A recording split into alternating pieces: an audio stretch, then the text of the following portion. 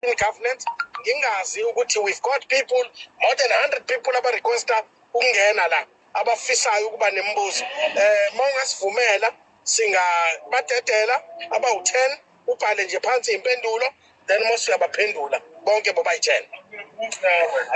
Ngicela nje ungiphe mhlawumbe abawu5 mphathi wami ngoba ngine meeting eyongena ngo7 nje base ngimela ngikhona. No kulungile mfowethu. Ngizocela abantu abawu5 abazobuza imibuzo bafowethu.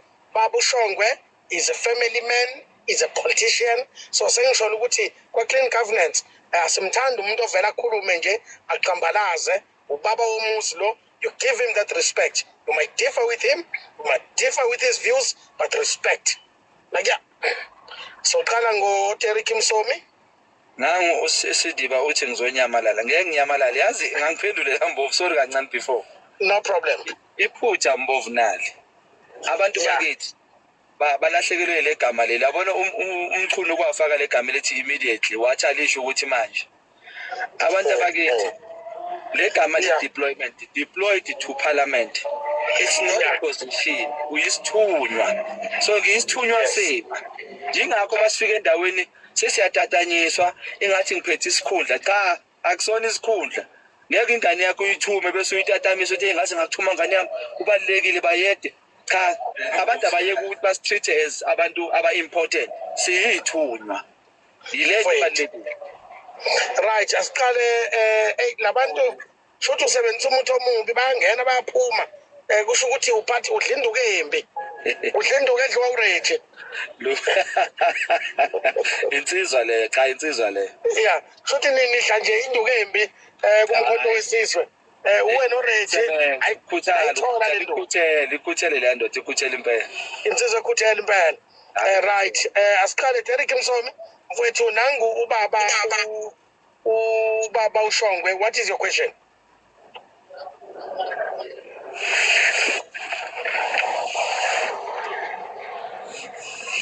Baba Msomi?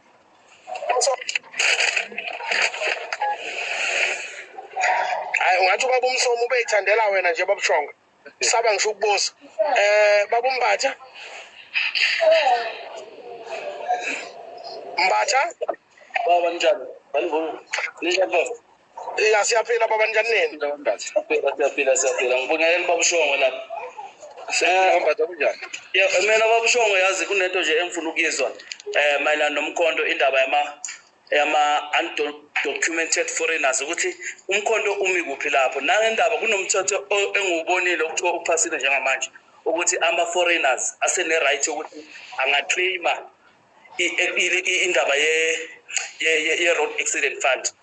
Mina nje ngiyimi njengomhlali South Africa angivumelani nalokho ukuthi ngithi mina ngibhadala i-tax umuntu wakwenye i-country ayeze azoclaima imali zethu ze-tax la. Bengifuna ukuzwa umkhondo ukuthi umi kuphi lapho futhi. Okay. Right. Spetho. Uyaphila. Spetho. Spetho. Iyaphuthi. Yeah. Cha mina ngicela ungabasebengeleza singamoshi isikhathi. Ngicela ukuzwa mina ukuthi umkhonto uthini njengoba ama-South African ama-foreigner abathi ukuthi ukushona ngale lawa angena ama-document uthini lapho umkhonto. Okay. Usesaba ngisho ukubingelela baba uShongwe. Ufuna ukwazi Mr TT. Ubona focus phethu. Mr TT.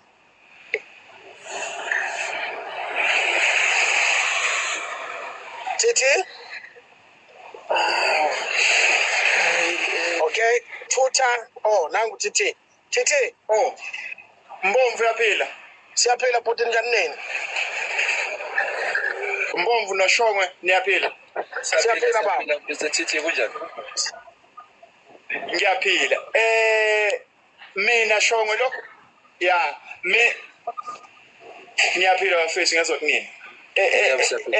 Mina bafethu Shongwe ubese ngigive aphile kulezi zinto zepolitiki. But mina shongo bese ngigive uphile kulezi zinto zepolitiki but ngokuba khona kwe-MK sengibuye back kulokho kwepolitiki nanokuthi yabona shongo ngicela ukunibonga bafethu kakhulu into enifike nayenzela abantu baseningizimu Afrika lapha neParliament into enifike nayenzela abantu baseningizimu Afrika lapha kwimadlanga commission ngicanga ukuthi MK bokuyilona qembu obengilibona li-active ngembuzo and futhi ngiyabonga uMK ukuthi la kwazi ukuqoka abantu abayile kakhulu esikoleni ngoba into eshaya amaqembu amaningi ezepolitiki lento ukuthi abantu abayanga esikoleni bazi ukuthi impilo iwa ngebhamu but MK impi ilwa ngesikole ngiyabonga bafethu ngiyancoma kakhulu hayi sibonga kanambuzo uyancoma nje mfowethu uMr TT ya thuthi emndenini Babu Mbomvu nomfowethu lapha babushongwe hayi mfowethu ngibonge nje mfowethu umdlandla eninawo mntaka baba nginawe-ke namhlanje sanithini mhlawumbe futhi uyibonele nawe abantu abasisevayo mfowethu ukuthi siseva abantu baphi when you're coming to ama-foreigner nation please bafowethu sicela ukuthi nihlale phekwayo leyo nto leyo ngisemsindweni bafowethu uyayibona okay uyancoma aphinda akhale sithatha ukugcina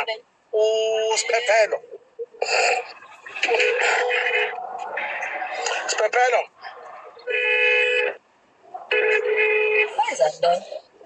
nangu uSiphephelo ushayela wena ihuthi Mbovu ngene ngephutha mfowethu ungene ngephutha hayi ngene ngephutha baba sorry okay yeah hayi akafuni ngisho ukubingelela uyacacisa ukuthi umkhonto wesizwe yena thatha ukugcina khona ezophendula ubaba bethe 5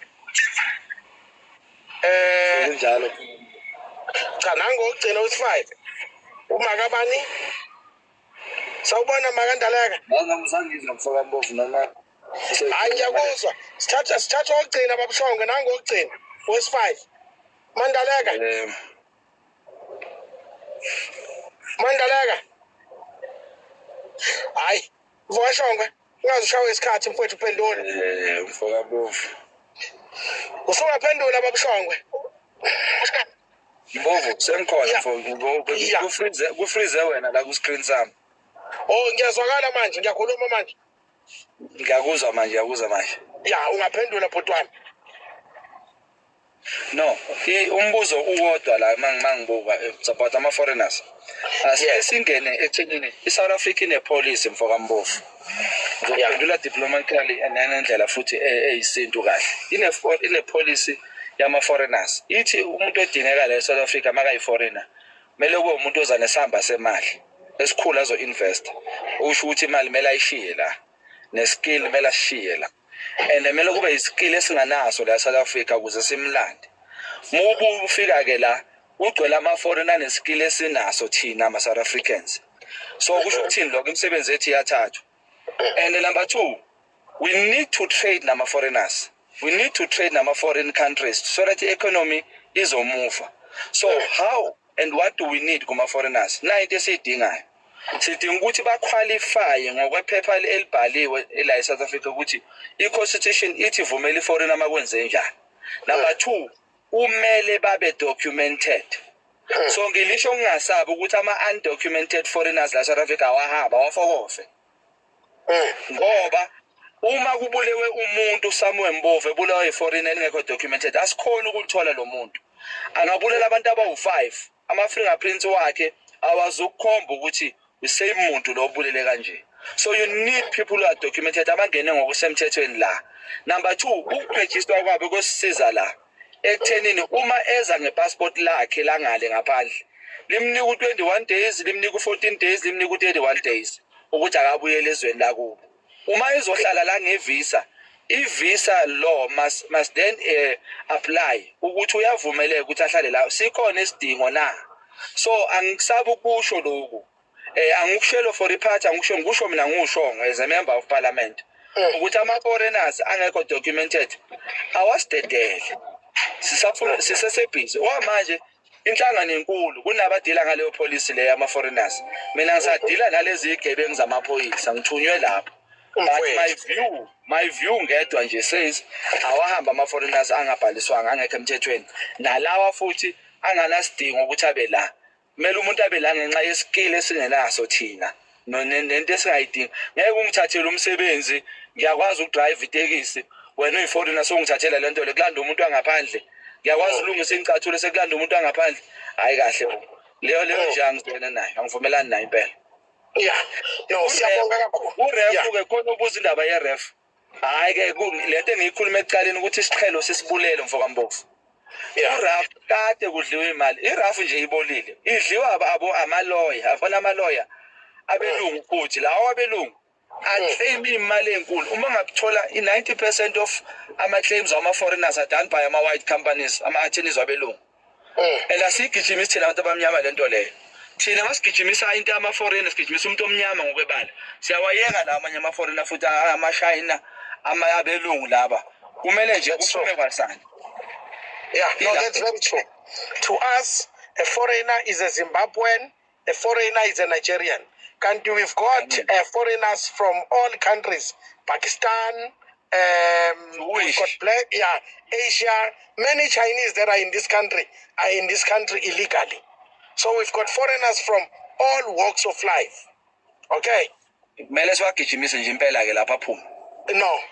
Asicela ukuthi ubaba Shongwe asho amazwi akhe ogcina thina siyi-clean governance siyabonga kakhulu mfoka Shongwe ukuzavela kwakho ube kanye nathi la uthatha isikhathi sakhe sibalekile sophinda sikujahe sobe sesikujahe ekutaba abantu ababoshiwe wawenza isithembiso sikuhleli la kubhampa 52 sifunani ekhe you are getting paid asicela ukuthi nisiwashele icathulo just do your job hambani no impeach president simfune dilikile esihlalweni kanjalo no deputy president wathola ama grant we want to see him in prison kanjalo nonobhala kaKhongolose nangwa ya eholidini wakhokha 300,000 kusafanele sitshela ukuthi wawuthathaphi ucash ngo2016 we want to see him in prison as well isela nesela akuhambe whether white or black asikhethi sisazoya kuma meya ngafani so do your job njengeScope aniholeli ukuthi nihlale lapha naye uFarouz Khan simfune boshiwe every thief must go into prison okay aqale ngokuxosha qala mfoka Mbofu please aqala masuke ekuxosheni sisondele ekuthenini sibopheke manje mina ke abona Mbofu mina bengizothi mina umuntu uyanika ithuba lesibili Mbofu bengizothi mina laba abasele manje la government abazazi banenkinga abangifonele beze bazongibona sikhulumisane basho ukuthi mina ngatshontsha kanje bese simbuke ngizohamba nje bakhulumela ukuthi hayi lo uthi yena watshontsha u500 million uzowubuyisa kodwa ucela ukuthi sibone senza kanjani ngabe simbophe kancane mhlawumbe simnika u30 years yabona ngena la 30 omunye simnika u20 yabona abeze ngiyababiza wozani sokhulumana abanye ababe state witness siwazi ukubopha sobaxolele abahlike ehlalweni manje kodwa ke abangangizwanga ukuthi ngithini ngithi mina umkhonto uzongena emandleni ngoqaqa abeze manje isango lisavulekile ngisakhulumiseka ngisatholakala mfethu no ubaluleke kakhulu siyabonga ubaluleke kakhulu mfethu uwe mfoka Mbofu inkinga leyo icale la ungashintshi ke mfethu ungakhethi ukukhuluma bangangixisha imali ngiyithole sengishintsha ukukhuluma so madoda Sithembu uphephile umfoka Shongwe is one of the politicians esimfisa ephephile at all times before iphuma leyandoda ngibona ngathi izakabi Sithembu uphephile bakwethu kungabe ukuthi ibisizomjaha ngemachine gun ngoba phela kulula ukubulala umuntu inkinga iqala mangabe uphenyo selikulahla baningi abasejele ngiphinde ngicele sizwe sakithi ningilalele nonke ngiyanicela musana ukufonela mina ningitshela ukuthi nifuna ukuconfessa ngabantu enababulala nanokuthi nanithunywe obani ngikhathela abantu abatshela mina ngabantu abababulala angiyena mina umuntu ngiyavuma abasejela abanye bangaphandle babethengwe obani angihlangani ngangingekho nibulalana angingeni ndawo unithi mina ngenzeni bengingekho nibulalana hayi bakwethu sihambise emaphoyiseni mawutshela mina ukuthi angenzeni mawungitshela ukuthi bakukhokhela malini nje angenzeni ngiyavuma ke bakunika lo 70,000 wambulala ngenze njani ke mina bakwethu awuthi nginitshele nenithenga inkabi ngikhathele mina izona noba nihamba ngiyanibuka nje nitshingizisa izinqa nimisa amahlombe into engekho nababulali iningi lenu some of you are professionals babulala kakhulu lapha kothisha labo othisha laba ngazo principals yabangwa lezakhundla kuyabulawana ngempela lapha yekani ukubulalana ngiyanicela inkabi ziyakhuluma kazi lo muntu uyakhuluma uNkulunkulu abe nani sohlangana in 5 minutes kwabazobe besasene isikhathi sokhuluma nomasipala ngicabanga ukuthi wasemsunduze namhlanje si-check i-service delivery siyabonga kakhulu kuba Bushongwe sizo-checka nje ukuthi usase right yini and siyabonga to all South Africans that have been with us siyeza bakwethu sizobabopha abantu abagangayo siyabonga kakhulu nisale nomusa